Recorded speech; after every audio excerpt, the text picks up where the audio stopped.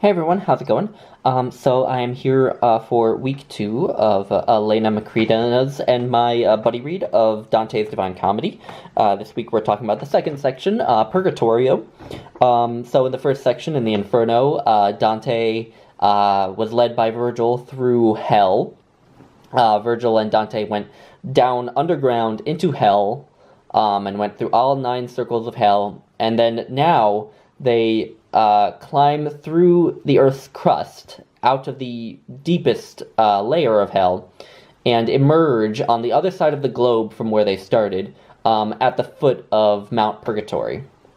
And essentially, Purgatory is set up so that there's essentially sort of a winding staircase style to this mountain, and there are several different circles on this mountain as well, where a different sin is punished. Purgatory is where people go to have their sins purified out of them if they weren't bad enough to go to hell. And so Dante goes through each of these circles and sees the different ordeals that people have to go through to purify themselves.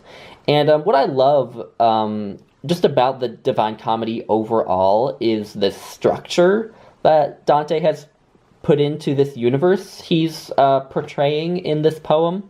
You know, because like I said, he goes down into hell from one side of the globe, emerges on the other side onto a gigantic mountain, and he will, throughout the Purgatorio, get higher and higher until he's at the top of the mountain, and then the top of the mountain will act as a springboard for him to go up into the heavens and see all of the different heavenly bodies and circles of heaven before finally arriving at God himself at the furthest point from Earth. And I just think that structure is so ingenious. I may not be religious, but I can just appreciate a great work of imagination when I see it. And yeah, I really think that's absolutely fascinating.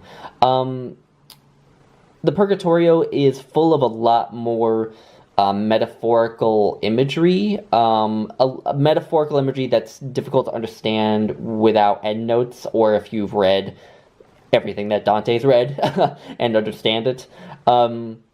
So the endnotes for me in the Purgatorio were much more crucial to explaining some of the things he sees, because he has several dreams that have these allegorical meanings. He comes across several weird objects, like this weird looking tree at one point that, instead of having its branches all facing upward this way, they're all facing downward that way. Which again, I wouldn't have really gotten if I had just been reading this sort of cold without any notes or anything.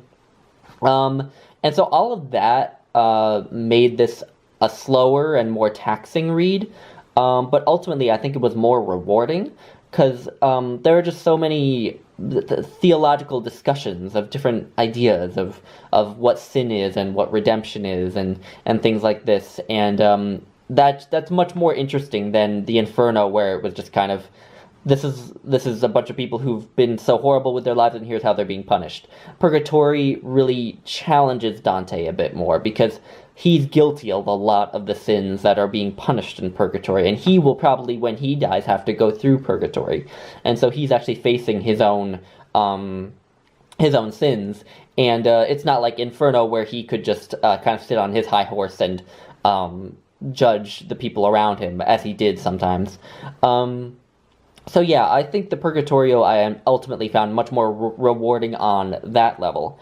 And another level that I think I preferred the Purgatorio was that there were several passages of just really lovely poetry, just long passages that I underlined and just wanted to set aside as lyric poems in their own right. And the translation I'm reading, for one thing, is a translation, so I'm sure the Italian is even better. But another thing is that this translation I'm reading by John Ciardi is not even the most well-regarded translation, from what I can gather. So if I go and read the Henry Wadsworth Longfellow translation, or the Alan Mandelbaum translation, or perhaps the Dorothy Sayers translation, then I will hope to find even better poetry there. And I do plan to try to read different translations of the Divine Comedy in the future, because I know this is something I will be rereading for a long time already. So yeah, I really like the Purgatorio. I'm a bit trepidatious about going into the Paradiso because it seems like it's the least accessible, least interesting one in terms of just things happening in it. But we'll see. Anyway, I think my reading of the Purgatorio was a stunning success, and I will see you all next week where I will talk about the Paradiso. Bye, guys.